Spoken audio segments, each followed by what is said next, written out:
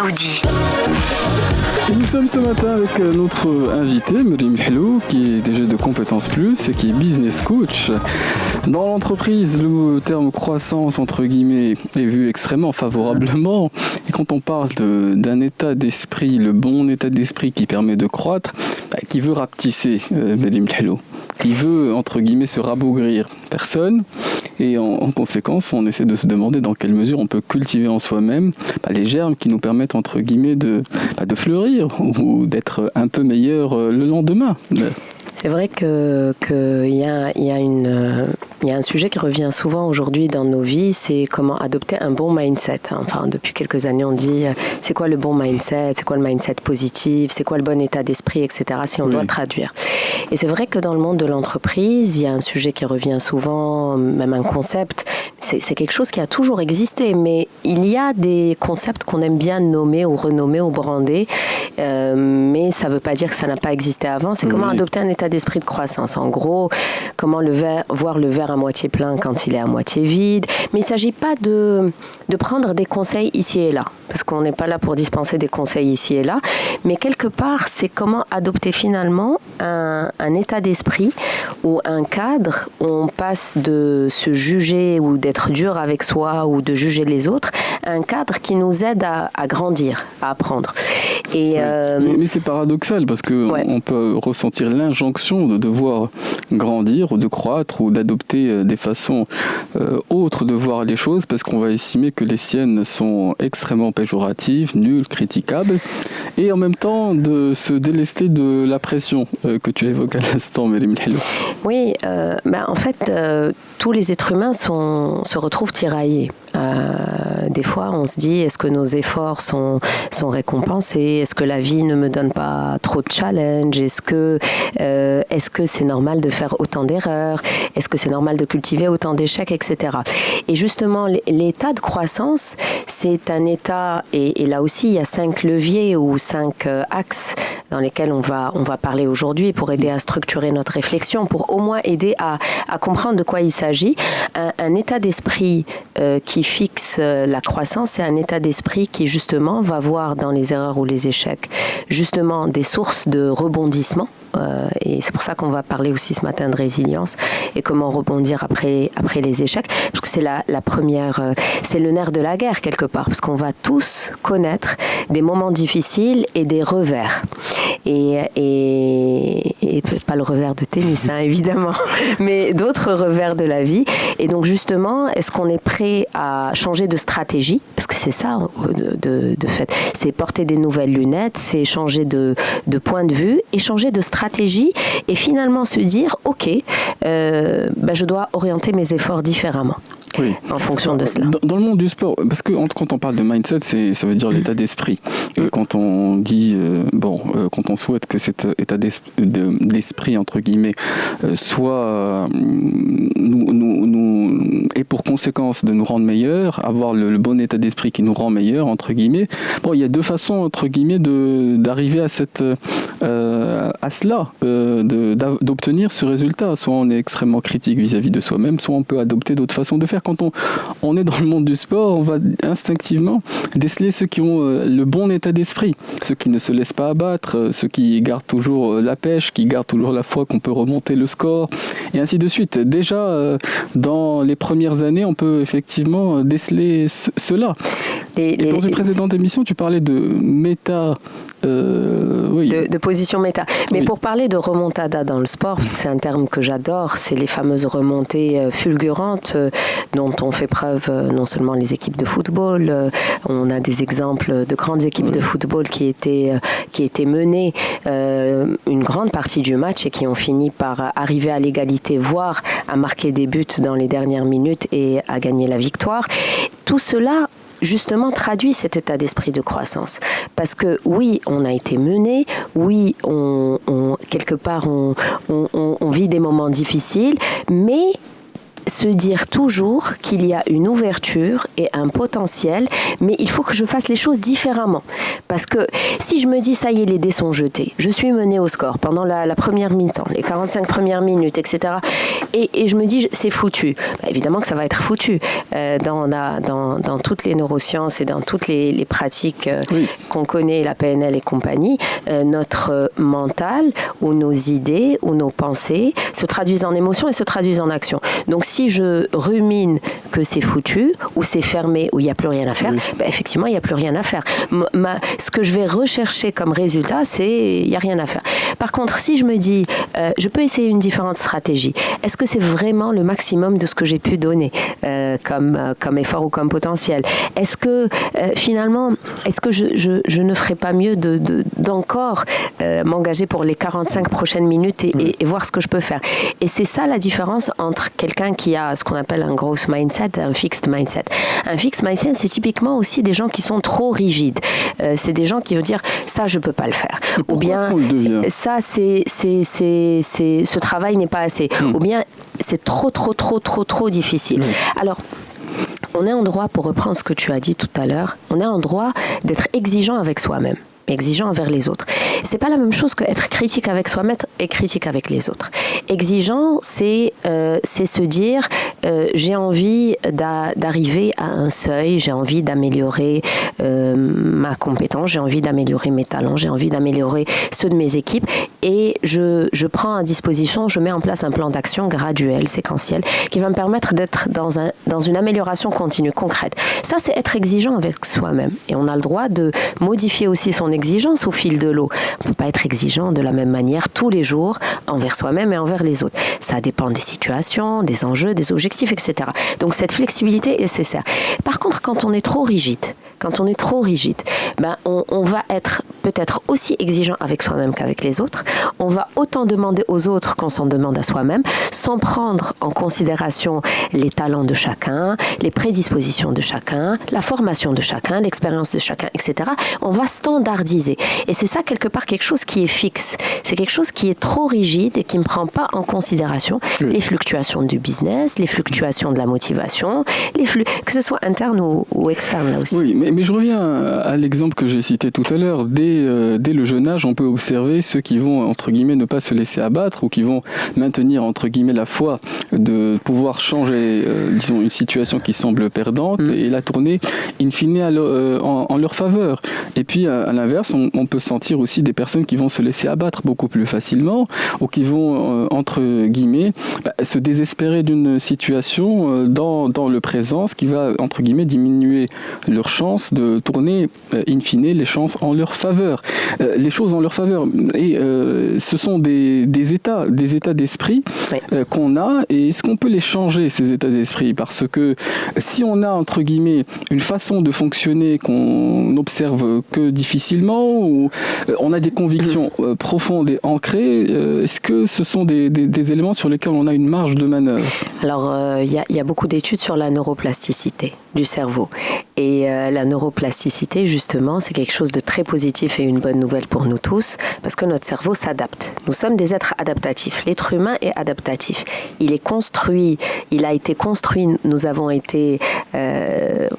ce grand don d'être adaptatif. Donc si quelque chose ne marche pas, il faut la changer. Ce qui est prouvé, c'est que broyer du noir n'a jamais fait du bien ni à l'optimisme, ni à la motivation, ni au passage à l'action. Donc il y a, en quelque sorte, oui, il y a des êtres humains qui on en a parlé dans d'autres émissions, qui, dans l'adversité, se sont construits, se sont renforcés et ont grandi. Et peut-être qu'ils ont réalisé qu'ils n'avaient pas d'autre choix, finalement, que de se construire dans l'adversité. C'est l'instinct même de survie de notre espèce. En revanche, effectivement, et c'est dommage, mais ça existe aussi, quand il y a le trop d'adversité, parce que l'adversité, là aussi, on ne peut pas la définir de manière standard pour tout le monde. Ce qui me semble être l'adversité, peut-être à moi aujourd'hui, ça semblera être, excusez-moi le terme, du pipi de chat, ou très très très relatif, ou être d'une adversité vraiment mineure pour d'autres personnes qui ont connu des épreuves majeures, etc., etc. Donc on ne peut pas comparer nos adversités respectives. Ce qui est certain, c'est que notre système de valeurs et nos priorités vont jouer, et notre sécurité émotionnelle, les trois réunis, vont jouer un rôle de manière imbriquée. Tu sais, c'est comme un puzzle finalement. L'être humain est un puzzle intéressant et chaque partie est au service de l'autre et chaque partie est corrélée à l'autre. Donc la sécurité émotionnelle, se dire que je m'accepte tel que je suis finalement avec mes qualités et mes défauts, ma vie n'est pas parfaite mais on peut en tirer quelque chose, se parler déjà, la dimension du discours intérieur participe énormément à la sécurité émotionnelle, mais aussi au discours qu'on a reçu autour de nous, c'est-à-dire à la fois de nos parents, de nos amis, de nos maîtresses, de notre entourage immédiat, de notre enfance, de nos voisins, etc. Ça participe à une forme de sécurité émotionnelle qui, elle, va venir construire les bases de la confiance de soi, les bases de l'estime de soi, les bases de la valeur personnelle. Et c'est quelque chose qui va rester à cultiver tout au long de sa vie. Mais ce sont des filtres qui se construisent et puis qui cristallisent à certains moments. Et les puzzles sont imbriqués. Est-ce que, en l'occurrence, il est possible de refaçonner ces filtres? Est-ce qu'il est possible de changer, entre guillemets, sa façon d'appréhender l'échec, sa façon de travailler en groupe, d'améliorer de façon significative cet état d'esprit. Un état d'esprit, c'est une façon qu'on a d'observer les situations. Bien sûr. Et qui s'active automatiquement lorsqu'on est dans l'action. Madame Helou. Effectivement, il faut faire le bilan de soi-même. C'est quelque part voir si on se concentre plus sur les problèmes que sur les solutions. À quoi je passe mon temps? Je réfléchis plus à quoi? Je réfléchis plus aux problèmes ou je me concentre davantage sur les solutions? Est-ce que je cherche constamment des raisons de me plaindre ou bien est-ce que je cherche davantage des raisons d'aimer mon travail et d'aimer ma vie de manière générale?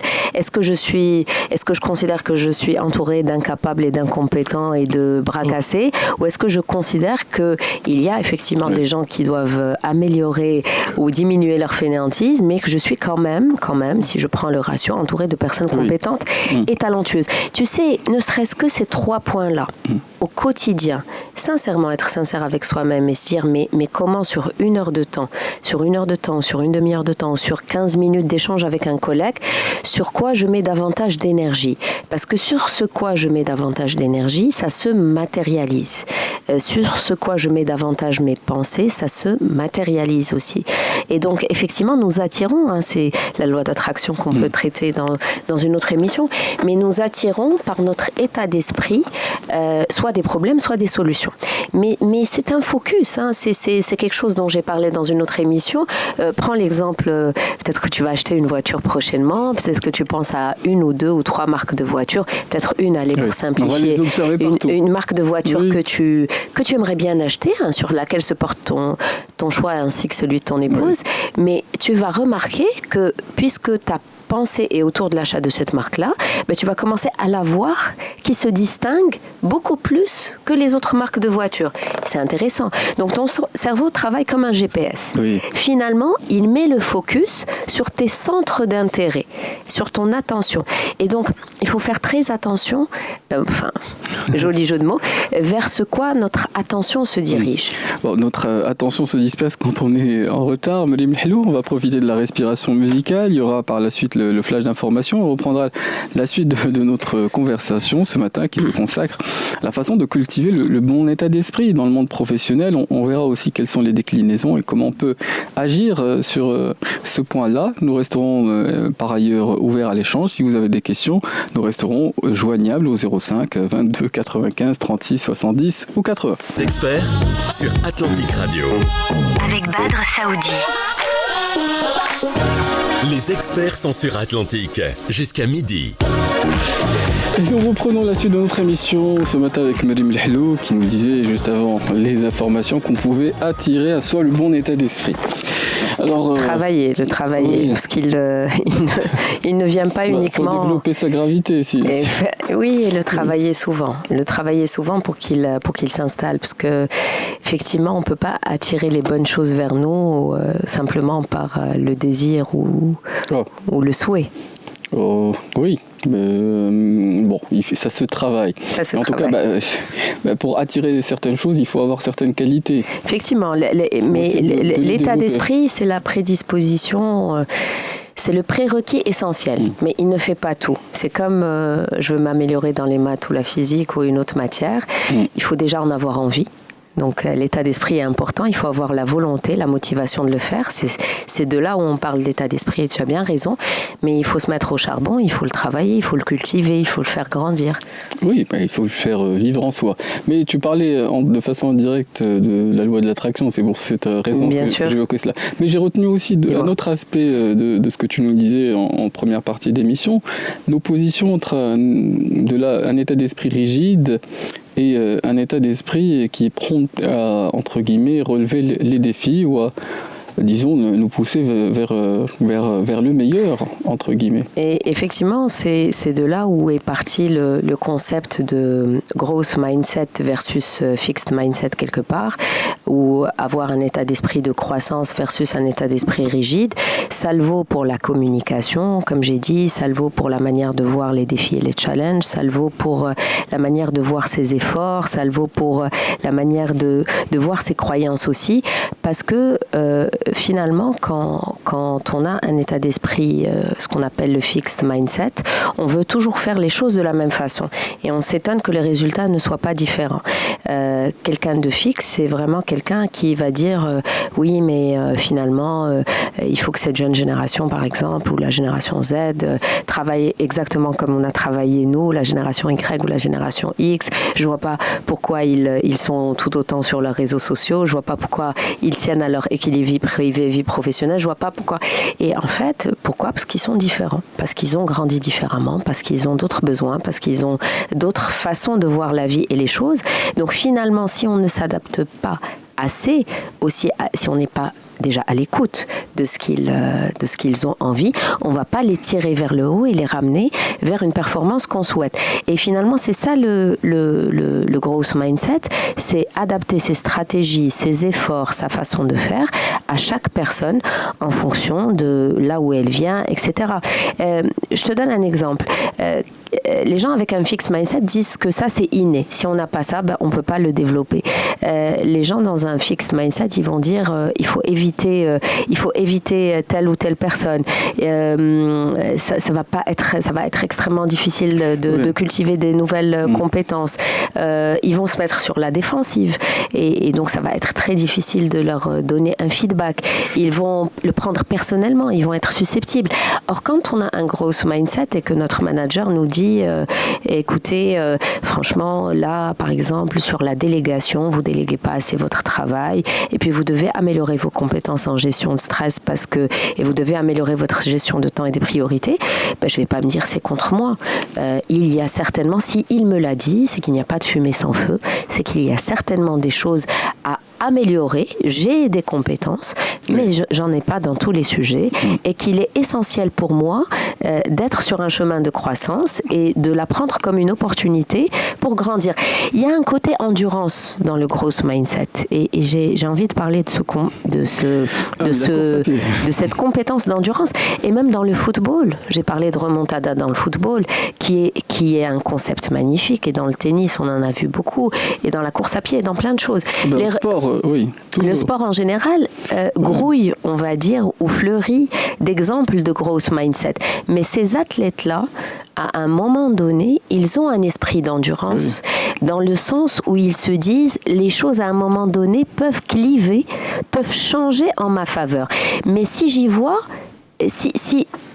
si je m'aide en ce sens-là, si je continue. On a vu ces vidéos-là ou ces reels-là de gens qui étaient dans des courses de 1000 mètres, de 1500 mètres ou de 5000 mètres, et des fois tomber, ou des courses d'obstacles, des fois tomber et se ramasser en plein milieu de la course et se relever et continuer. Et pour certains, ils ont même gagné ces compétitions-là. Mais quelque part, c'est comme ce wake-up call qu'on peut recevoir et qui nous dit ne soyez pas découragés. Alors que quand on a un fixed mindset, on est découragé.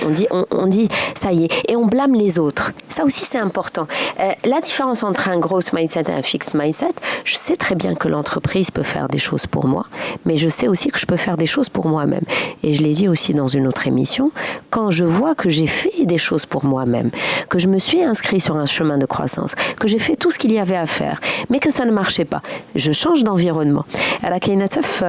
Dans notre spiritualité, et je me permets de citer cette chose-là dans notre spiritualité, mais c'est en lien aussi avec les neurosciences, changer d'environnement. Vous savez, des fois, et c'est un hadith du prophète, sallallahu alayhi wa sallam, il disait que quand ça ne marche pas, il faut changer d'endroit où on est. Il faut par exemple déménager si vous voyez que les choses s'acharnent contre vous alors que vous y avez mis du vôtre, que vous avez fait tous les efforts, que vous avez essayé des stratégies alternatives, mais que ça ne marche pas quand même, que les portes restent bloquées. Changez d'endroit.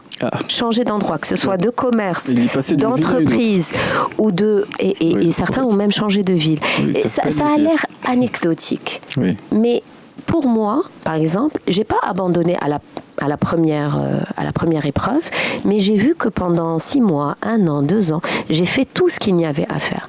Mais malgré ça, ça ne s'est pas débloqué sur le plan entrepreneurial ou salarial ou de mobilité ou autre. Je peux prendre des décisions. Et c'est aussi un growth mindset. Au lieu de passer mon temps à me victimiser, à blâmer les autres pour ma non-promotion, non-mobilité ou autre, je change d'endroit. Oui, mais la difficulté, Madame Hello, c'est une chose très simple et on y revient même, on a abordé cette question même de façon différente dans d'autres émissions. C'est que les jugements qu'on formule sur la réalité, sur sa propre réalité, sur ce qu'on est, sur ce que sont les autres, ce sont des jugements qui nous paraissent objectifs parce que ce sont les nôtres et ils naissent de façon objective. Ils naissent en nous-mêmes sans qu'on les remette nécessairement en question. Je ne vais pas me dire que mes collègues sont géniaux si d'instinct je sens qu'ils sont incompétents entre guillemets. Et pour changer d'état d'esprit, il me semble que ce qu'on a dit en ce début d'émission, c'est il y a une façon de voir les choses qui rend meilleure et une façon de voir les choses qui nous fige d'une certaine façon. Et le fait de le savoir ne va pas me faire ne va pas nécessairement me faire changer de perception de mon entourage ni même de ce qui m'arrive. Madame Hello. Alors, moi, j'ai pas dit que vous allez voir les choses en rose ou que... Je comprends ce que tu veux dire. C'est-à-dire qu'il faut pas accepter... Les personnes croient dans le jugement qu'ils se font des choses. Non, c'est en fait, là aussi... Il faut ni se victimiser, ni trop idéaliser les autres. Si ils sont incompétents, ils sont incompétents, les collègues. Moi, je vous dis pas que vous allez voir tout le monde est compétent alors qu'ils sont bons. Oui. Que tu as cité tout à l'heure. Non, c'est vraiment pas ça. Mais se dire, c'est-à-dire pour chaque chose, même le travail de résilience, qui est vraiment intimement lié à ce travail-là de growth mindset, parce que de growth mindset, c'est mieux se comprendre et se dire est-ce que j'ai mobilisé suffisamment de ressources ou est-ce que je veux activer des nouvelles ressources, avoir de la bienveillance envers soi-même et avoir des mots de bienveillance envers soi-même, se dire qu'est-ce qui donne du sens à mon parcours et à ma vie professionnelle, qu'est-ce que j'ai envie de construire dans ma vie professionnelle et personnelle, de qui j'ai envie d'être entourée et qui j'ai envie d'éviter. Ça aussi, c'est ça. La vie, c'est des choix et des décisions. Vous n'allez pas être sympa avec tout le monde, être gentil avec tout le monde ou être conciliant avec des gens qui ne donnent pas, entre guillemets, le meilleur d'eux-mêmes, ou bien qui sont désagréables, ou bien qui sont irrespectueux, ou bien qui sont incompétents dans leur travail. Je dis pas ça. Mais simplement, c'est-à-dire, c'est mettre de la clarté dans ses choix, ses décisions et ses orientations, et surtout, prendre cette autonomie et cette... comment te dire ça le vaut pour du coaching et de l'auto-coaching. C'est-à-dire, que puis-je faire à mon niveau déjà cette semaine ? Que puis-je faire à mon niveau déjà aujourd'hui ? Je blâme les autres pour leur incompétence au travail. Déjà, je travaille déjà ce qu'il y a à travailler chez moi. Ma compétence, ma croissance. Et ceux-là, s'ils n'ont pas envie de travailler, à un moment donné, ça va se voir. Parce qu'on travaille ensemble. Il y a de la collaboration, il y a de l'esprit d'équipe et tout. Et même, il y a de la solidarité. Moi, je suis prêt à aider quelqu'un qui n'est pas encore à niveau. Je suis prêt à mettre ce qu'il faut faire comme plan de travail pour qu'il soit aussi à niveau. Parce que là aussi, des fois, on travaille en équipe de 3, de 4, de 10.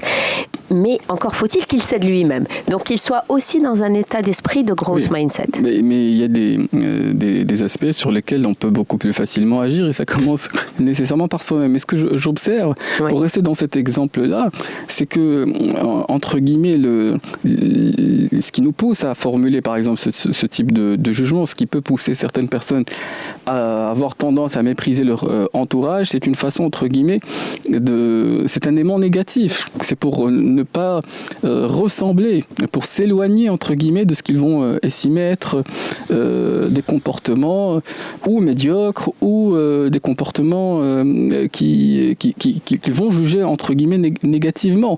Donc, et inversement, les personnes qui auront tendance à formuler beaucoup plus facilement ce type de jugement, de mépris vis-à-vis des autres, ils seront tentés d'admirer beaucoup plus fortement des personnes pour être à l'inverse, attirés par ce qui leur semble être disons des comportements vertueux ou qui vont les pousser eux-mêmes à vouloir se rapprocher ou adopter les attitudes ou l'état d'esprit de ces personnes qu'elles vont admirer. Donc les admirations fortes et les répulsions fortes, c'est un filtre entre guillemets ce sont des boussoles pour certaines personnes. Donc elles en ont besoin et si on n'identifie pas ce besoin, on peut difficilement décider du jour au lendemain de changer sa façon de percevoir les autres ou de développer une forme d'indulgence dans le regard ou se recentrer davantage sur soi-même. Et franchement, le meilleur état d'esprit à adopter, c'est d'abord balayer devant sa porte. Faire déjà le tour de soi-même, voyager à l'intérieur de soi-même, se comprendre mieux soi-même. C'est-à-dire, moi, si je comprends que, par exemple, ma motivation est intra- et interpersonnelle, si je comprends que ma motivation dépend beaucoup de leviers extérieurs plutôt que de leviers intérieurs, je vais évidemment chercher à avoir ces leviers extérieurs-là qui poussent ma motivation. Et peut-être que je dois, par sécurité, là aussi, augmenter mes leviers intérieurs de motivation pour ne pas être dépendante du regard, de la reconnaissance, des feedbacks et de l'approbation, tu vois. Mais d'abord, il faut faire ce chemin-là soi-même et se dire, Myriam, Badr, franchement, voilà ma feuille de route 2025-2026 sur les ressources, les compétences et les talents que je dois cultiver. Ça c'est important. Tu vois, avoir cette forme d'humilité, avoir cette forme de regard tourné vers soi, avoir cette forme aussi d'acceptation de ses défauts. Je suis colérique, par exemple, mais au moins que je connaisse mes déclencheurs. Il ne faut pas que mes déclencheurs, se déclenchent à n'importe quel moment ou à n'importe quelle situation. Tu vois, et c'est une suite de petits pas.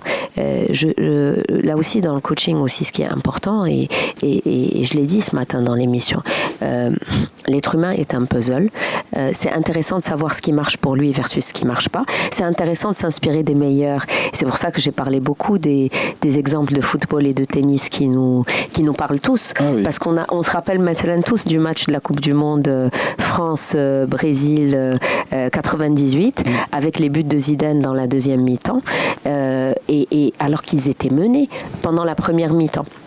Mais t'imagines, tu accueilles la Coupe du Monde, tu l'organises, tu es désigné comme la meilleure équipe, ou en tout cas potentiellement la meilleure équipe. Ça te met des responsabilités sur les épaules. Parce que des fois, quand on est désigné comme un champion, même quand on est commercial et quand on est désigné comme un champion des ventes au sein de notre organisation, il y a une pression d'être le premier ou d'être le numéro 1 ou d'être leader des ventes ou d'être machin. Et donc, tout le monde te regarde, les caméras sont braquées sur toi et tu n'y arrives pas. Oui. Et pour une période donnée, tu n'arrives pas à marquer des buts où tu es mené au jeu. Oui. Ou bien tu perds des clients en faveur d'un concurrent, etc. Comment revenir et comment, quelque part, pas que fidéliser, comment revenir dans le jeu. J'ai pas entendu le nom. Siselm vient de nous contacter de Casablanca. Il y a la musique après qu'on va faire entendre, mais les auditeurs sont toujours prioritaires. Bonjour à vous, chers auditeurs. Ah, je crois qu'il y a... Bonjour Siselm, on est à votre écoute. Mais il y a un écho. L'écho de la radio. De la radio qui nous rend inaudible ce que vous voulez faire entendre ce matin, Siselm. Oui. Est-ce que vous m'entendez ? Beaucoup mieux, beaucoup mieux. Alors, je prends la parole. Oui. Ça fait un bout de temps que j'ai pas eu le droit à la parole sur les interventions dans différentes émissions. Bon, sur le mindset et l'état d'esprit. Alors moi, je pense que ça ne dépend pas que de notre volonté. L'esprit positif dépend d'abord de notre éducation. Ça commence par l'éducation dès le jeune âge. Ensuite, c'est une question d'environnement. Comme vient de dire Madame Hello, où vous êtes, et si ça ne va pas, il faut changer d'environnement. Et en troisième point, c'est une satisfaction. La satisfaction, pour moi, elle se passe sur deux niveaux. La satisfaction physique, excusez-moi le terme, elle se passe par l'orgasme. Et la satisfaction morale, c'est les moyens matériaux qu'on a à disposition. Justement, et aussi, c'est comme un collectif. Parfois, c'est collectif. Comme l'exemple qu'a donné Madame Hello de la remontada. La remontada, c'est une équipe, c'est un coach qui font un pour réaliser cette remontada. Seul, dans la nature, c'est difficile de faire des remontadas. Moi, c'est ce que je pense. Oui, mais c'est... Et j'attends votre réponse.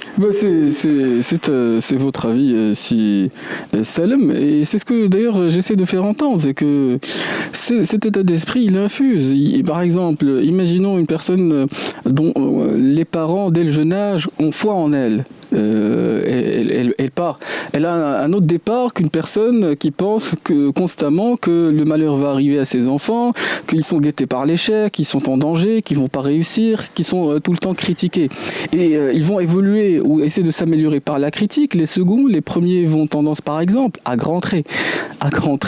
Les seconds auront, entre guillemets, une façon beaucoup plus optimiste d'imaginer que les choses vont tourner spontanément en leur faveur, puisqu'il y a cette foi qu'ils ont reçu dans l'environnement, le premier qui est le leur, l'environnement familial. Madame Hello. Je remercie déjà Salem et vraiment les auditeurs à chaque fois qui s'expriment et qui partagent leur point de vue et leur opinion, parce que ça aussi, ça traduit, vous savez, chaque perception, elle n'est ni juste ni fausse, c'est notre perception de la vie en fonction de notre expérience, et ça pose la question de la singularité de chaque personnalité. Et ça pose une question essentielle, c'est qu'une trajectoire, effectivement, ne ressemble pas à une autre, parce que nous sommes des puzzles construits sur la base de plusieurs petits morceaux. Alors il y a, pour ceux qui adorent les puzzles, il y a des très petits morceaux comme il y a des grands morceaux. Quand il y a des très petits morceaux, ça met en place la difficulté de construire un ensemble homogène qui fait sens. Mais quoi qu'il en soit, la question de la singularité est essentielle, et comme toute maison, l'être humain, pour cultiver un esprit de croissance, il a besoin de piliers et de bases. Je prends la métaphore de la maison parce qu'elle est essentielle. C'est pour ça qu'il disait sécurité. Bien sûr, et c'est pour ça que je parlais financière ou. Bien, oui, écoutez, ça, le sous-texte. Il y a une base à tout. Il y a une base à tout. Mais le plus facile, c'est qu'évidemment qu'on grandisse dans un foyer aimant, dans une famille qui donne confiance en soi, de recevoir une éducation positive, dans un cadre avec des limites. Parce que là aussi, je suis pas forcément d'accord avec tout ce qu'on entend sur la discipline positive, mais pour autant, donner un cadre et donner des limites aux gens et à soi-même, ça participe à la sécurité émotionnelle, savoir qu'on est dans un cadre bien donné, qu'on travaille, qu'on évolue, qu'on grandit dans un cadre bien donné. Donc, mais surtout, il faut partir aussi du principe qu'il y a cette question de vision de soi, comment on se regarde et comment on regarde l'environnement professionnel et personnel dans lequel on est, mais aussi de l'acceptation de cet environnement-là. Et je pense que l'acceptation est essentielle, parce qu'on ne peut pas agir sans accepter. Déjà, un état des lieux. Et je parlais de ses qualités et de ses défauts, et de la même chose pour son entourage. Je ne peux pas que accepter des gens parfaits, et je ne peux pas m'accepter uniquement si je suis parfaite. Je dois pouvoir me regarder regarder dans la glace et me dire qu'aujourd'hui, ma performance est moyenne, demain, ma performance est meilleure, avant-hier, elle est peut-être un peu mieux qu'aujourd'hui, etc. Et accepter ces fluctuations-là et se dire finalement, comment continuer à construire, à faire grandir ma valeur personnelle. Mais sans toujours regarder le rétroviseur. Le rétroviseur, la base de notre construction est là. C'est cesse, entre guillemets, c'est les socles et les fondamentaux. Mais les piliers, à un moment donné, soit je les construis, soit peut-être aussi on parle de restauration. Tu sais, de certains bâtiments célèbres, pour qu'ils ne s'effondrent pas, des fois on a dû les restaurer. Les restaurer, ça veut dire venir colmater les brèches, parce que nous tous, nous avons aussi des brèches dans des brèches ou des vulnérabilités ou des failles. Il ne s'agit pas uniquement de montrer notre toute-puissance. La réparation est permanente. La réparation est permanente, c'est ça l'état d'esprit. Oui, la réparation est permanente. Que j'ai envie sur lequel j'ai envie d'insister. Mais ce que dit Si Salem, c'est que il perçoit deux choses importantes. Ce qui fait qu'on est satisfait. Pardon, excusez-moi. Ce qui fait qu'on est satisfait, il détermine la sécurité entre guillemets matérielle qui va donner une forme de paix ou de tranquillité d'esprit. Et puis il définit la satisfaction, physique quand on mange ou quand on fait autre chose. Mais ça, on l'a bien compris. Cela dit, il dit c'est donné et puis il y a le groupe, c'est-à-dire la part qui incombe à soi-même est somme toute assez mineure ou assez dérisoire, et c'était le sens aussi de ce que nous disions depuis tout à l'heure. Nous avons des filtres et c'est très difficile entre guillemets d'en changer, tout simplement. L'être humain, il a raison. Le collectif footballistique, c'est des très très beaux collectifs, et on sait très bien qu'une équipe ne réussit pas qu'avec ses attaquants. Elle réussit avec des très bons défenseurs, elle réussit avec un très bon goal, elle réussit avec un très bon coach. C'est communicatif, et des fois le point de départ c'est un point qui part d'une personne. Et la maîtrise de soi est communicative et la sagesse est communicative, mais aussi l'individuel est important, parce que Nadal, quand il avait fait sa fameuse remontada face à Medvedev dans un match qui est resté célèbre, il était mené 2-7-0 et il allait perdre aussi le 3e set quand il a décidé de se réveiller. Par quel miracle! À un moment donné, vous savez, ça impacte le mental quand on se dit, ça y est, on est proche de la défaite. Vous imaginez, c'est flagrant pour les sportifs, mais c'est flagrant aussi pour les gens qui vont aller chercher des objectifs mensuels. Les sportifs ont des coachs mentaux dans l'entreprise, ça arrive, mais dans certaines. Les sportifs, quasiment tous, aujourd'hui, c'est devenu quelque chose de largement démocratisé et partagé. Les grands sportifs, les grands champions ont tous des coachs mentaux. Serena Williams en a parlé dans des émissions, Nadal, Federer en ont parlé, Djokovic. Ils ont des préparateurs physiques, parce qu'il a raison. Le physique est très important. C'est la base. Mais si votre cerveau ne suit pas votre physique, si votre cerveau croit que vous allez perdre le match, si votre cerveau croit que vous allez perdre ce client-là, que vous n'allez plus arriver à développer des nouveaux clients, vous êtes foutu. C'est certain. Mais nous allons avoir besoin de coaching pour être respectueux des horaires, mais on donne la parole à ceux qui la demandent dans notre émission. Et nous restons bien sûr ouverts à vos avis ou à vos questions. C'est de 10h jusqu'à midi. Nous avons encore 1 heure d'émission. Vous pourrez nous contacter au standard au 05 22 95 36 70 ou 80. Sur Atlantique Radio. Avec Badr Saoudi. Les experts sont sur Atlantique jusqu'à midi. Et nous reprenons notre 2e heure d'émission et nous sommes avec notre invité Marie Mihlo, qui est DG de Compétences Plus et qui est business coach. Alors, avoir le bon état d'esprit dans l'entreprise, c'est quelque chose qui intéresse les équipes, les managers, parce que ça a effectivement un lien évident avec la performance et même l'envie qu'on a d'aller au travail, de retrouver les personnes avec lesquelles on travaille. Donc, par nécessité, il est également des aspects qui sont des répulsions ou qui sont connotés extrêmement négativement, qui rendent la fréquentation de certains endroits ou de certains lieux de travail plus difficile. Est-ce que dans le sport, c'est binaire et les esprits, entre guillemets, qui savent surmonter des échecs qui étaient écrits, effectivement, il y a des moments dans le sport qu'on retient. Il y a des remontadas extraordinaires. Dans le foot, on en a cité un exemple, mais même plus récemment. Les exemples sont légion des remontadas. Voilà. Ouais, du Real, du Barça, de Liverpool, de l'équipe de France, de Nadal, etc. Mais pourquoi on a besoin d'activer cette mémoire-là, positive-là, et ces remontadas-là célèbres dans notre sujet de growth mindset et même au quotidien? Pour se dire c'est possible. Mais pour être aussi inspiré par les succès des autres. Tu sais, pour cultiver un esprit de croissance, il faut avoir des mentors, des guides et des personnes inspirantes autour de nous. Alors des fois, on a des personnes inspirantes autour de nous qui ont passé des moments extrêmement difficiles et qui ont réussi à remonter la pente financièrement, personnellement, moralement, etc. Des entreprises. Et les entreprises célèbres aussi, il y en a plein. Hein, si je dois penser à une, parce que j'ai regardé un film sur Netflix hier. Netflix, sa stratégie qui est aujourd'hui l'une des plateformes payantes les plus successful dans le monde, ça n'a pas toujours été le cas. Il faut savoir que c'est après 2020 qu'ils ont revu leur prix et parce que les gens les trouvaient trop chers et ils ont dû revoir leur gamme de prix et leur prix d'entrée, leur prix d'appel, etc. Et depuis, ça a été couronné de succès. Donc, l'entreprise Adidas, pareil, l'histoire de l'entreprise de sport, de basket et de sportswear Adidas n'a pas été que des histoires de succès, bien au contraire.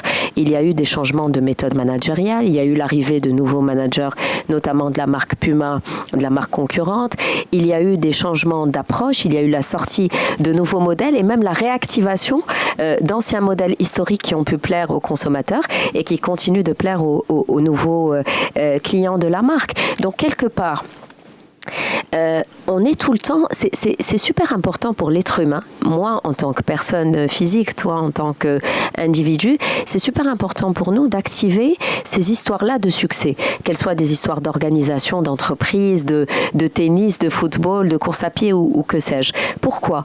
Parce que c'est ça aussi qui nous aide à nous dire, mais en fait on n'est pas seul, vous n'êtes pas seul à avoir traversé des difficultés, à avoir douté de vous, et tout ça n'est pas inné. C'est vrai, un esprit chagrin prend exemple de ces histoires qu'il va qualifier d'exceptionnelles, voire de miraculeuses, pour se dire qu'il n'est pas l'élu de ce monde. Non, elles ne sont pas miraculeuses parce qu'elles sont faites par des... tu sais, quand on cite les prophètes comme des exemples inspirants de vie, de sagesse, de maturité, de bonté, de solidarité, j'entends souvent dire, oui, mais eux, c'est des prophètes. Nous sommes des êtres humains normaux. Et effectivement, quand je cite l'histoire de sportifs, on dit, mais eux, c'est des athlètes. C'est des gens qui travaillent leur corps 6 heures, 7 heures par jour. Oui, mais il y a les histoires aussi d'entrepreneurs qui ont fait des faillites. L'un d'entre eux est même devenu président des États-Unis d'Amérique. Des entrepreneurs qui ont fait faillite et qui ont remonté la pente. C'est vrai qu'outre-Atlantique, aux États-Unis, il y a même des best-sellers qui sont autour de la culture de l'échec. Et après l'échec, c'est le succès. Et faites de vos vulnérabilités vos forces. Il y a des écrivains ou des hommes d'affaires ou des femmes d'affaires qui ont même gagné de l'argent en parlant de leurs échecs et de leurs setbacks. Et des documentaires célèbres qui sont sur des plateformes connues comme YouTube et Netflix. Pourquoi je parle de ça ? C'est parce que, en fait, il faut regarder ces échecs ou ces erreurs ou ces faillites ou même son licenciement ou sa mise au placard ou son relatif échec d'un moment donné comme des moments temporaires, Ce n'est pas fini. D'ailleurs, il y a même des joueurs ou des coachs célèbres de tennis qui disaient qu'aucun match de tennis n'est fini jusqu'au dernier point. Rien n'est fini. Il faut absolument se dire que tant que le chrono tourne, et dans les courses à pied, là aussi, c'est quelque chose qui revient souvent chez les athlètes qui peuvent ressentir même des douleurs physiques et se dire, ça y est, je vais abandonner cette course, je n'en peux plus. Cette question de je n'en peux plus, je l'entends souvent aussi chez les marathoniens à un moment donné, ou qu'est-ce que je fais là ? Qu'est-ce que je fais là dans les 10 premières minutes ? C'est une question légitime et on se la pose aussi dans le business. Là, les lundis. qu'est-ce que je fais là les lundis, ou qu'est-ce que je fais là face à un client, ou se dire mais ça ne marche pas, c'est la 3e fois que je me présente face au client, qu'est-ce que je fais là? Est-ce que j'ai raison d'être là? Et en fait, vous savez pas si la 3e fois ou la 4e fois sera la bonne. Et je t'assure, dans mon aventure entrepreneuriale, et je suis pas la seule entrepreneur à dire ça, il m'a fallu 5 tentatives des fois pour arriver à décrocher un client. Mais j'ai eu 4 refus avant. Et à un moment donné, je disais que je vais même pas répondre à cette consultation, cet appel d'offres, parce que franchement, quelque part, on peut se dire à un moment donné, on a raison d'avoir des doutes. Et des fois, on en a eu. J'en ai marre d'être le dindon de la farce ou la 5e roue du carrosse. Et des fois, des entrepreneurs ou des commerciaux, quand ils essaient de toquer à la porte de certains clients, ils se disent franchement, ça ne nous a pas réussi les autres fois. Pourquoi on va continuer à tenter? Et en fait, comme rien n'est inné, comme des fois, c'est à force de persévérance qu'on arrive à ouvrir certaines portes, et finalement, c'est se dire que les autres fois, on a reçu des feedbacks, qu'il fallait peut-être changer de posture, qu'il fallait peut-être arriver en équipe si on est parti seul à un rendez-vous ou à une consultation, un appel d'offres ou à un démarchage commercial. Oui. Moi, j'établirais peut-être une seule nuance. Rien n'est figé, mais il est toujours... depuis la semaine dernière... Ouais, je suis un peu malade depuis la semaine dernière, mais j'abandonne pas l'émission jusqu'à maintenant. Plus agréable. Mais oui. Tu es gentil. Myriam Lhelou, je te disais, rien n'est figé, mais il n'est pas pour autant dit que nous n'avons pas de point de départ, ni d'éléments donnés dans notre existence. On est petit ou grand, on est vif ou un peu moins vif. C'est pas pour autant qu'on n'est pas perfectible et que le chantier n'est pas, entre guillemets, à investir. Et c'est peut-être cela la nuance, parce que si je considère que je ne ferai aucun bout de chemin dans une direction, c'est certain que c'est un état d'esprit qui va amenuiser grandement mes possibilités ou même mes chances de progresser ou d'avancer dans la direction donnée, quelle qu'elle soit, professionnellement ou de façon générale dans l'existence. Quand tu es chef d'entreprise ou quand tu es directeur, que tes ventes se passent mal, que ton unité se passe mal, qu'il y a peut-être des démissions,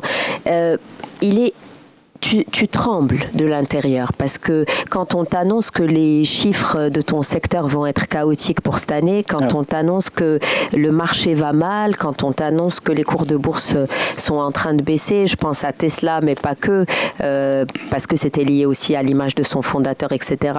Les cours de bourse par rapport à Elon Musk et tout ce qui s'est passé dans ses actualités diverses et variées ont pu affecter ses business respectifs et même son patrimoine personnel, en tout cas ses investissements en bourse, etc. Bien sûr que quand on se dit que ça va mal, ça mine le moral et ça déprime et c'est humain. Mais en fait, c'est comme quand je parle d'intelligence émotionnelle au travail, être triste et être en colère, c'est humain. Être déçu du comportement de certains collègues ou si on n'a pas reçu la promotion qu'on souhaitait, c'est humain.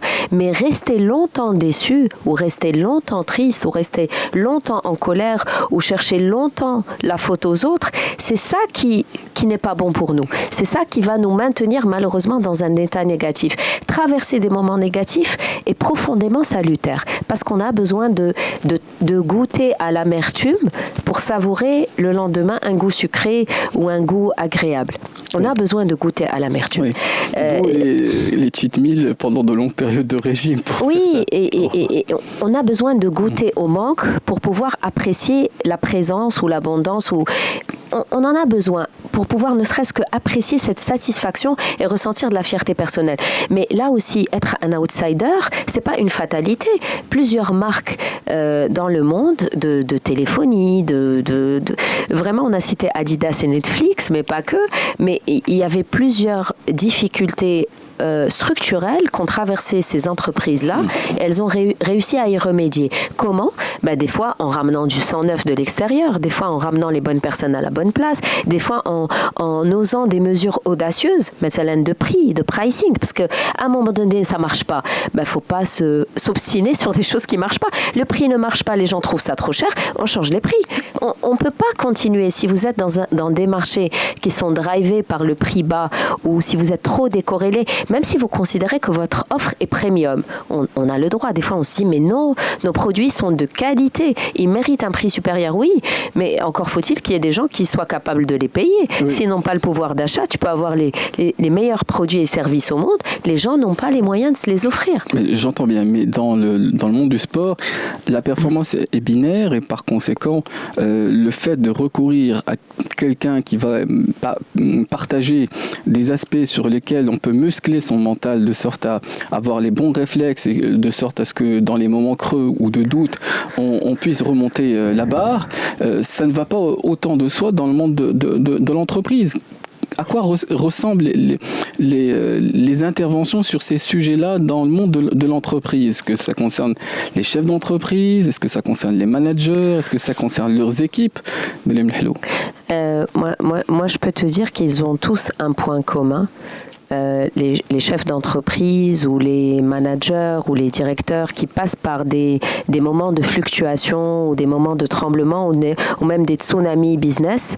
L'équipementier Adidas était un exemple, les plateformes Netflix c'était des exemples, la marque Tesla en est un exemple et son manager Elon Musk. Il change immédiatement de stratégie. Il n'abandonne pas le match.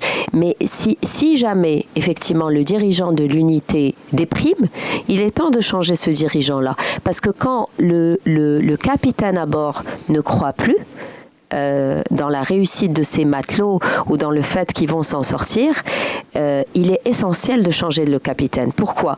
Parce que c'est lui qui drive la motivation de tout un collectif. C'est pour ça que quand on voit que même les joueurs sur des terrains de foot, quand ils ne croient plus, alors que c'est eux qui font le match, mais quand ils n'y croient plus et quand tu vois leur sélectionneur ou leur entraîneur s'évertuer à leur dire c'est pas fini les gars, vous avez tout le potentiel, vous pouvez remonter. Je pense à Walid El-Regragui, mais pas que. Il y a des entraîneurs qui ont été célèbres pour les discours dans les vestiaires, dans la mi-temps ou quand ils appellent un joueur le temps qu'il s'hydrate ou qu'il boive de l'eau et qu'on lui voit glisser, des fois quand ils sont autorisés évidemment, c'est limité par certaines règles bien évidemment de déontologie, etc. Mais quand on se dit que on est out, c'est pas possible, c'est qu'on n'est pas le bon capitaine à bord. Et c'est là où tu vois des entreprises justement, malheureusement, et ça arrive et c'est tout à fait normal, débarquer des personnes et embarquer d'autres. Pourquoi? Parce qu'ils y croient plus ou ça y est, ils ont tout donné. Ils n'arrivent plus à réécrire l'histoire. Et donc pour soi-même et pour d'autres, il faut constamment réécrire son histoire personnelle. D'abord en activant sa mémoire positive qui est son journal de bord personnel, c'est se dire mais voilà tout ce que j'ai réussi. La mémoire positive, Madame Hello. C'est finalement se dire qu'on a réussi des choses dans notre vie. C'est dans ces moments-là de doute ou de tunnel ou de traversée du désert qu'on est en train de traverser à un moment donné sur le plan business ou perso, c'est se dire attends 2 minutes. Là, je suis en train de broyer du noir. Soit j'ai déjà un journal de victoire positive qui est à disposition dans un tiroir quelque part qu'il est temps que j'ouvre à nouveau pour me dire ah mais attends, t'as vu tout ce que j'ai fait? T'as vu tout ce que j'ai réussi à transformer? T'as vu tout ce que j'ai réussi à dépasser?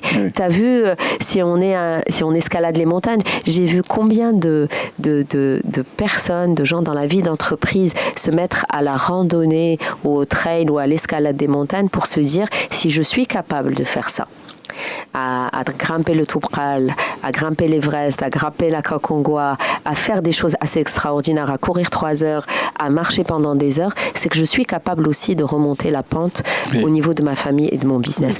Et c'est pour ça que je parle de journal de bord personnel. Je ne suis pas toujours journal des victoires. Ce que je pense être, ni même ce que je pense pouvoir m'offrir à moi-même et aux autres. 11h20, nous n'avons pas d'entraîneur ni de coach, mais la régie, à juste titre, procède à quelques rappels et c'est le moment de faire profiter les auditeurs de la respiration musicale. Et on revient dans quelques instants et ceux qui souhaitent prendre la parole, bien sûr, nous resterons à l'écoute. Si vous avez des avis à faire entendre, vous pourrez nous contacter au 05 22 95 36 70 ou 80. Et nous sommes avec notre invité, Meriem Hello, que je présenterai rapidement. Elle est business coach et DG de Compétences Plus. Et tu nous disais, Meriem, que il est possible, même souhaitable, parfois que de ne pas s'obstiner. Et c'est une façon qu'on a dans l'entreprise de ne pas être figé par rapport aux process qui sont établis. Et dans l'entreprise, il y a aussi une autre question sur l'état d'esprit et les compétences qu'on recrute, et puis les attitudes, les personnes qui ont un certain caractère et qui vont, entre guillemets, infuser positivement. Est-ce que c'est un aspect sur lequel on porte l'attention lorsqu'on est recruteur ? Oui, effectivement, et on parlait aussi en off dans la pause de la stratégie de l'océan bleu, c'est-à-dire quand finalement on a un état d'esprit de croissance et quand on n'a pas un fixed mindset dans sa vie et dans son business, il faut créer de nouveaux espaces stratégiques. C'est-à-dire qu'il ne faut pas se borner ou s'obstiner à rester dans des bassins petits où il y a beaucoup de piranhas et de requins, par exemple. Des espaces qui sont surpeuplés, qu'on peut appeler océan rouge. C'est des espaces où il y a déjà beaucoup de combativité, de concurrence, et plutôt aller chercher des espaces stratégiques qui sont justement pas contestés et où il y aura justement des axes de développement et de croissance intéressants. Mais bien évidemment, ça viendra avec un esprit innovatif, ça viendra avec peut-être une proposition disruptive sur le marché. Mais en gros, c'est très intéressant. À un moment donné, l'obstination, la persévérance est intéressante, mais l'obstination, elle, ne l'est pas. C'est pour ça que je te dis qu'il y a toujours des nuances dans les propos qu'on peut donner. L'exigence et l'auto-exigence sont intéressants, mais la critique et l'autocritique ultime ne sont pas intéressants. Le feedback est intéressant, celui qu'on se donne et celui qu'on donne aux autres, parce que c'est ce qui permet de faire grandir. L'excès de feedback, lui, n'est pas intéressant, parce qu'il peut décourager les personnes. Et c'est pour ça que des fois les choses sont bien, mais des fois quand le process ou l'enrobage ou le timing n'est pas bon, finalement ça se retourne contre nous. Mais c'est toujours une question de nuance. Pour toutes les qualités, l'excès de ces qualités porte un nom négatif. Pour le courage, c'est la témérité. Pour la paix, c'est parfois la lâcheté, quand c'est la paix à tout prix. Et on peut continuer longuement. Mais sur ces aspects qui ont trait au caractère et à l'état d'esprit, il est difficile de les évaluer, ni même d'évaluer les synergies possibles. Je le disais, l'entreprise n'a pas de boule de cristal, entre guillemets. Elle va se fier, bien entendu, à l'expérience des candidats, elle va se fier au passé des candidats qu'elle va recruter. Mais en l'occurrence, pour avoir les profils qui ont le bon état d'esprit ou qui sont le plus susceptibles de prendre les virages lorsqu'il le faut, c'est une autre paire de manches. Alors moi je vais te dire, il y a plein d'exercices pour réussir. Et la question du mindset, la question de l'intention, la question de l'objectif est clé. Et il y a une étude, et je te laisserai sur ça parce que ça va être bientôt l'heure de passer la parole. Et il y a beaucoup d'études qui disent que votre journée de travail dépend de la manière dont vous avez passé votre première heure après le réveil. Certains sont plutôt mécontents de se réveiller le matin. Une bonne émission, c'est pas un bon départ. C'est pas un bon départ, et d'où l'expression comme un lundi. 11h29, on a encore quelques secondes, mais c'est le moment d'écouter les actualités. Elles nous sont présentées, vous le savez, par Karim Droné, et on reprendra dans quelques minutes la suite de notre émission qui se poursuit jusqu'à midi. Et ceux qui souhaitent prendre la parole, n'hésitez pas à nous joindre au 05 22 95 36 70 ou 80. Sur Atlantic Radio. Avec Badr Saoudi. Les experts sont sur Atlantic jusqu'à midi. Eh bien, je présente à nouveau notre invité, puisque 11h34, il en est qui prennent les routes et qui nous rejoignent, ou qui nous prennent en cours de route pour le coup, parce que c'est le propre de la radio. Nous sommes avec Mariam Mhlou, qui est DG de Compétences Plus, et qui est business coach. Et effectivement, je le disais, l'intervention sur comment muscler, entre guillemets, son mental, ça se fait beaucoup plus naturellement dans le sport que dans le monde de l'entreprise. Et d'une certaine façon, dans l'entreprise, on essaie d'appliquer une forme de prévention en essayant de ne pas se rater dans les recrutements, parce que l'état d'esprit des personnes qu'on recrute compte tout autant que les compétences qui sont les leurs. Oui, on disait avant la pause et le flash d'info que finalement, et qu'on se regarde avec beaucoup finalement avec ce recul-là, qu'on prenne la position méta et qu'on se regarde, de voir comment se sont passées les journées. On a bien démarré, on a pris notre café tranquillement, on a peut-être écouté la musique qu'il fallait, on a vu les flashs d'infos, on a fait peut-être sa méditation et sa prière, on y allait doucement, on a peut-être fait une demi-heure de sport ou 45 minutes. Comment se sont passées les journées? En général, ça se passe bien. Vraiment, la manière dont vous allez passer et dont vont se dérouler vos routines matinales vont conditionner le reste de votre journée. Comment vous avez réussi à vous maîtriser lors de moments compliqués, comment vous avez réussi à communiquer avec confiance lorsque cela était nécessaire, comment vous avez réussi à réguler vos émotions, comment vous avez réussi à vous mettre à la place des autres quand c'était important, etc. Donc finalement, vous allez optimiser votre énergie de la journée et l'atteinte de vos objectifs et votre état d'esprit de croissance, justement en soignant, en prenant soin de votre première heure juste après le réveil. Et ensuite, effectivement, on sait de la part des athlètes de haut niveau, mais aussi de la part des chefs d'entreprise, de managers, qui ont partagé, entre guillemets, leurs ingrédients de réussite. Ce sont des articles qui sont très très lus. Voilà, la recette de réussite, c'est la formulation de l'intention. On a même une grande institution de notre pays dont les valeurs s'appuient sur deux piliers qui sont Niya et Nefs. Et quand on entend Niya et Nefs, nous, en tant que Marocains, c'est des choses qui conditionnent aussi notre mental, dans le fait qu'on se dit qu'on mène une intention positive dans ce qu'on fait, et du coup, on attire les opportunités dont on a besoin. Oui. On voit le positif. Et c'est comme ça que... Quand on donne vie, il y a des rituels, entre guillemets, pour, disons, démontrer par les actes que notre intention à donner la vie est positive. La puissance de l'intention a toujours été démontrée. La puissance Niya a toujours été démontrée, notamment pour repousser nos propres limites et arriver à des moments de réussite, dans des moments qui sont des fois difficiles, ou tout simplement pour réorganiser nos priorités et prendre les bonnes décisions. Parce que tu sais, des fois, on met notre énergie s'éparpille sur plein de sujets. Mais je rappelle cette fameuse loi qui dit « focalisons sur le plus important ». Et quelque part, c'est une question à se poser tous les matins et tous les soirs. Il faut boucler la boucle. Comment garantir des progrès réguliers sur ce qui m'intéresse moi, sur mes priorités à moi, parce que tout ne peut pas être prioritaire.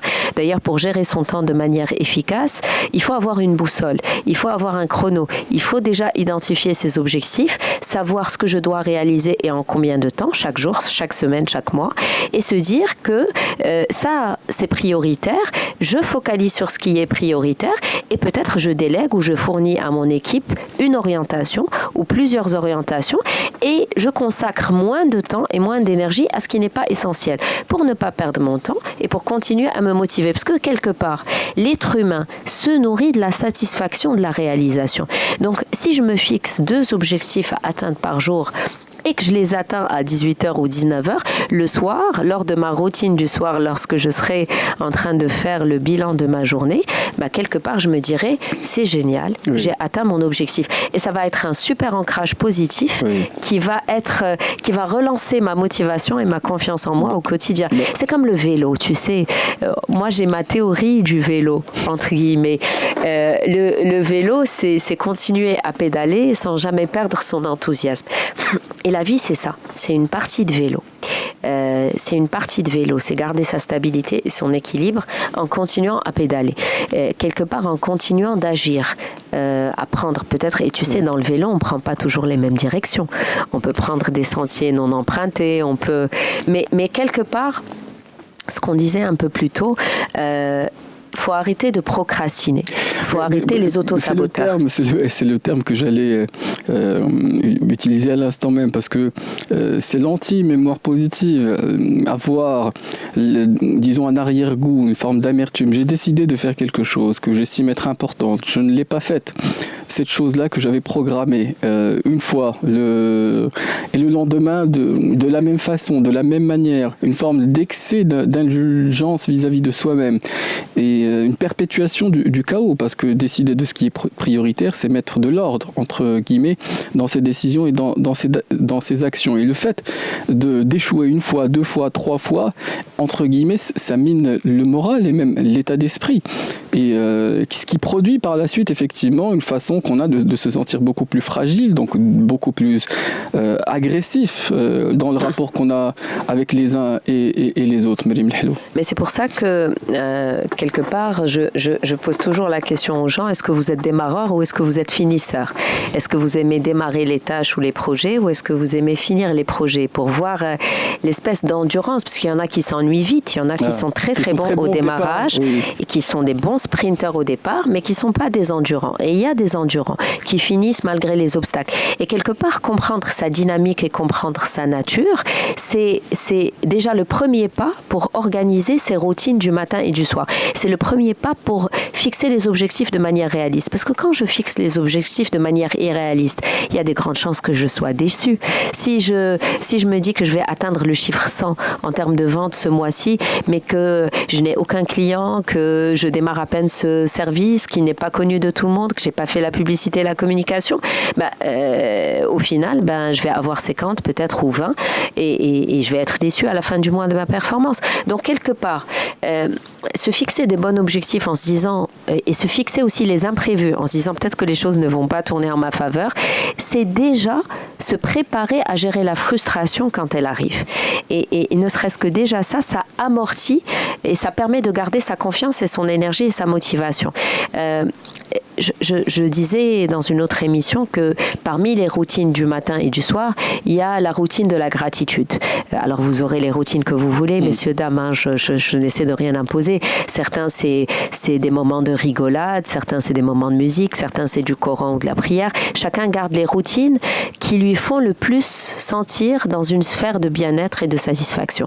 Mais si en plus on peut rajouter la gratitude, elle ne fait pas de mal parce que il a été démontré que la gratitude fait jouer la loi d'attraction en notre faveur, attire vers nous des choses positives. Mais c'est encore flou dans l'esprit de ceux qui nous écoutent. Alors, des fois, on est simplement heureux d'être là en écoutant un morceau de musique. On est dans la gratitude de vivre ce moment. Des fois, c'est un bon repas. Des fois, c'est rencontrer les bonnes personnes. Mais ce sont des moments fugaces qui ne sont pas décidés. La gratitude, c'est tout ce qui m'arrive de bien ou de mal, tout ce qui se produit dans ma vie a un sens et je remercie le Seigneur pour cela. Évidemment que là je parle de gratitude spirituelle, de gratitude envers le Créateur. Il y en a qui vont être en gratitude envers le process qui les a menés au résultat. Et là aussi il faut être en gratitude envers le process qui a mené au résultat.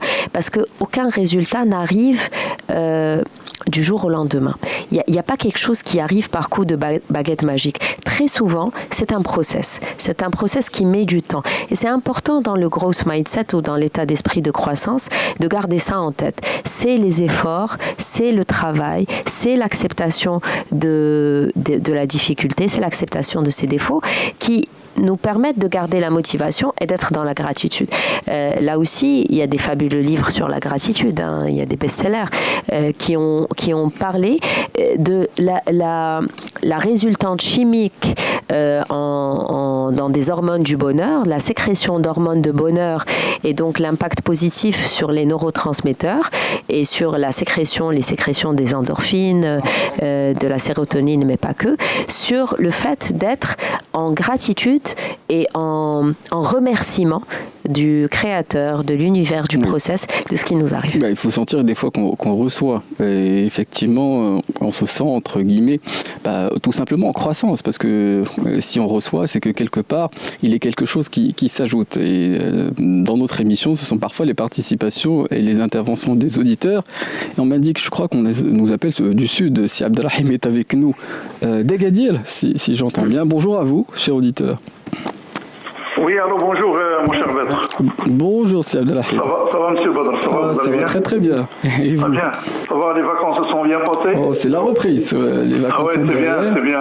L'autre jour, je suis monté dans ma voiture. Oui. Et la première émission ça fait 4 ou 5 jours, j'ouvre la radio sur la voiture, je tombe sur le burn-out. Alors, je dis, ça commence bien. Oh, ça démarre mal pour certains. Oui. Non, mais avec la rentrée, les vacances et tout ça, donc je pense que le burn-out, il faut le laisser pour janvier, février. Oui, mais ça c'est certain, lorsqu'il y a un peu plus de grisaille. Mais certains ne savent pas profiter toujours. Oui, bien sûr. Il y en a qui galèrent pendant les vacances, vous savez. Et parmi nos collègues, il y en a qui profitent en ce moment, ceux qui ont... Oui, bien sûr. Oui, je voudrais juste intervenir au niveau de... D'abord, je salue Madame Hello, Madame Mariam, qui nous apprend beaucoup.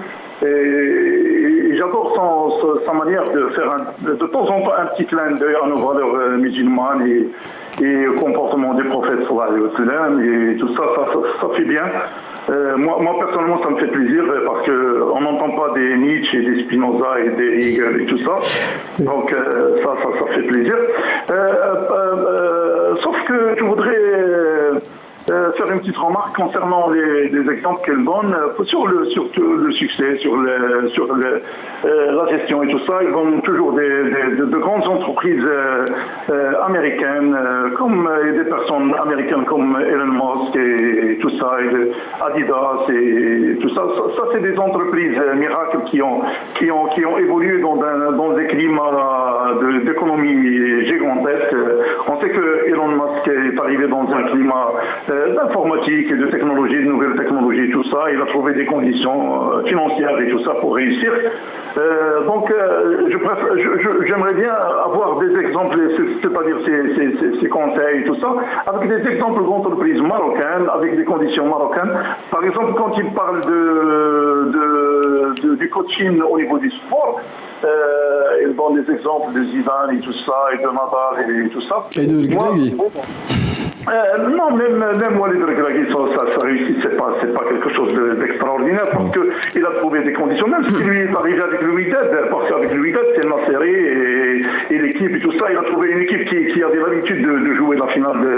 Et les deux postes qui manquaient au précédent, c'est-à-dire au coach tunisien qui l'a précédé, c'était les ailiers gauche et droite, et il a trouvé une équipe parfaite. Donc le succès est à 90% dû aux joueurs et au président, et à l'argent, vous savez.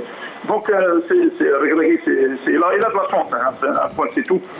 Concernant l'exemple du coaching sportif, moi, je voudrais juste donner mon avis. Par exemple, il y a une chaîne spécialisée en sport marocaine qui nous parle que de sport. Et ils ont une émission phare le matin, ils ramènent des coachs sportifs. Et les coachs commencent à donner des conseils, tout ça, des techniques de coaching sportif. Et ils travaillent avec des équipes marocaines, alors qu'il y a des équipes marocaines qui sont vraiment embourbées dans les dettes. Les joueurs ne sont pas payés, les salaires ne sont pas payés, il y a des litiges, il y a des problèmes dans la gestion. Les deux grandes, moi je donne l'exemple, les deux grandes équipes du Maroc, de Wydad et de Raja, ils ont toujours des problèmes avec les joueurs et tout ça. Et il y a des micmacs dans la gestion et on trouve que par exemple le FUS dont on prétend avoir une gestion, c'est-à-dire une gestion parfaite, c'est-à-dire d'ailleurs le FUS il a l'appui de l'État, il a de grands sponsors, c'est-à-dire des banques et un office chérifien et tout ça. Et il ne ramène aucun titre au niveau africain ou même national. Ils ont un seul titre de champion du Maroc. C'est que l'état d'esprit et la façon de s'organiser est importante. Non, je voudrais juste arriver à l'objectif de mes exemples. C'est-à-dire que le coaching, par exemple ici au Maroc, je trouve que c'est une invention qu'on a importée et tout ça. Donc par exemple, si Madame Hello peut nous donner des exemples de coaching avec des exemples marocains, c'est-à-dire des entreprises marocaines. Le commercial qui va commencer à se faire du mauvais son parce que ses ventes ne marchent pas. Est-ce que le produit qu'il vend est parfait? Est-ce que sa fabrication, ou bien déjà que nos entreprises ne font que commercialiser des choses qu'on importe de Turquie ou bien d'Allemagne ou d'Italie? Bien sûr, vous avez raison. Oui, donc la question, c'est Abdelrahim, si je veux la résumer, c'est bon, il y a du coaching au Maroc, mais est-ce que c'est efficace? Oui, on vous écoute, si Abdelrahim. Monsieur Badr, juste parce que j'étais trop long, je voudrais juste, parce que j'aime Madame Lehlo, je l'admire, je voudrais juste, parce qu'ils proposent toujours des chansons concernant le salaire, le travail, le mérite et tout ça. Il a proposé, la dernière fois que je l'ai écouté, c'est-à-dire la saison passée, il avait proposé I Will Survive. C'est un exemple de résilience quand même. Moi, je lui propose une belle chanson qui a rapport avec le salaire, avec les confrontations, avec la galère, avec tout ça. Une chanson de Simon & Garfunkel, de quoi que ça. Elle parle, dans cette chanson, elle parle du salaire, c'est du wage, il parle de pauvres gens, il parle d'un gars qui cherche du travail, et lui c'est un boxeur, vous comprenez? Oui. Et je lui propose peut-être que vous pouvez programmer cette chanson, elle est belle, elle est très connue, et vraiment ces paroles... Mais la prochaine fois... Oui, la prochaine fois, mais je la dédie à Madame Lehlo, et je lui propose d'écouter cette chanson et de la traduire les paroles, il se ramène directement à ses... On fera un commentaire. On fera avec plaisir. Si je peux réagir, c'est Abdelrahim. En tout cas, je vous remercie de votre témoignage, vos feedbacks, de vos encouragements et aussi des challenges que vous nous proposez. C'est-à-dire que, effectivement, j'entends très bien ce que vous dites. Vous vous posez la question si aussi, même si on a donné peut-être aujourd'hui, peut-être pas assez, peut-être dans les autres émissions, les exemples de nos champions marocains, il n'en manque pas. Ne serait-ce que c'est Soufiane Bkali qui se distingue régulièrement dans la course à pied, c'est Hicham El Garouj et Saïd Aoueta qui sont des légendes de notre pays et qui ont construit et qui ont inspiré des milliers et des milliers de Marocains et de Marocaines à suivre le massar d'Yelhom. C'est vraiment Rjal Kbar, Nzha Bidouane aussi pour citer les femmes. Les exemples ne manquent pas. C'est la reine de tout. Masha'Allah alayhom. Le massar d'Yelha et le fait que ces dames-là et ces hommes-là... C'est la seule dame qui a réussi à rencontrer les géants du monde, c'est-à-dire... et c'est un exemple de growth mindset. Elisabeth, exactement. Et ça illustre très bien, c'est Abdelrahim, les propos qu'on dit de ces exemples-là, tabarakallah, les Mgharba ou Oslo, certains Oulad Chab, et la plupart Oulad Chab, حنا كاملين Oulad Chab, mais Oslo, لواحد المنصب واحد المرتبة عالية, y compris dans des représentations et dans des événements internationaux, y compris dans des rôles officiels, où c'est un exemple qui illustre la notion, les Brennan نأكدوا عليها, ديال la notion ديال quelque part تنمية ذاتية et le développement continu des talents et des compétences. Qui aurait cru qu'un jour... ne viennent pas pour vous contredire, madame. Là, فهمتك. أنا نشرح لك علاش je ne cite pas. Quelques remarques modestement. Mashallah عليك. Et vous avez raison. أنا نشرح لك mon parti pris. علاش je ne cite pas beaucoup d'entreprises marocaines ou là que des exemples d'entreprises marocaines. Raison légale. D'abord pour des raisons de confidentialité.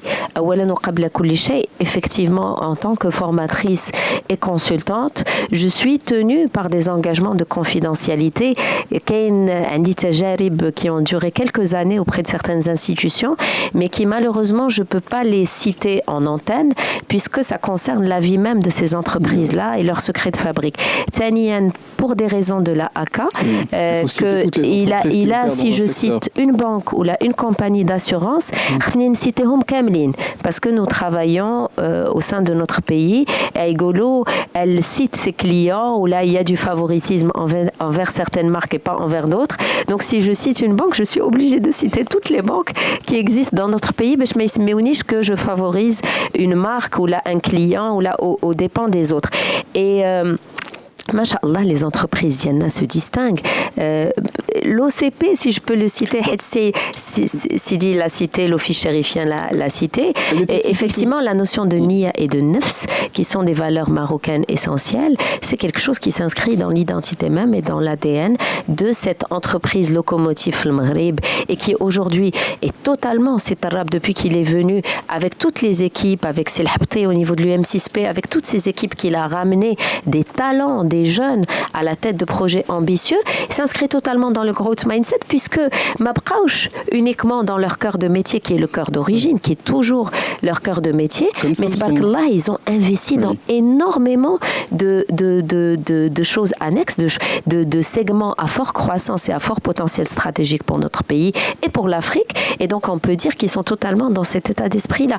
Mais là aussi, je ne veux pas que les auditeurs croient que je n'ai pas envie de citer des noms d'entrepreneurs marocains ou d'entreprises marocaines. C'est tout simplement pour respecter effectivement la confidentialité et le cadre de la AK. Oui, et puis il y a des exemples sportifs que tu as cités, Mariam Helou, dans des pays infiniment plus nombreux. On compte parfois moins de performances sportives qu'on retient. L'Inde, c'est 1,4 milliard d'habitants au niveau des JO.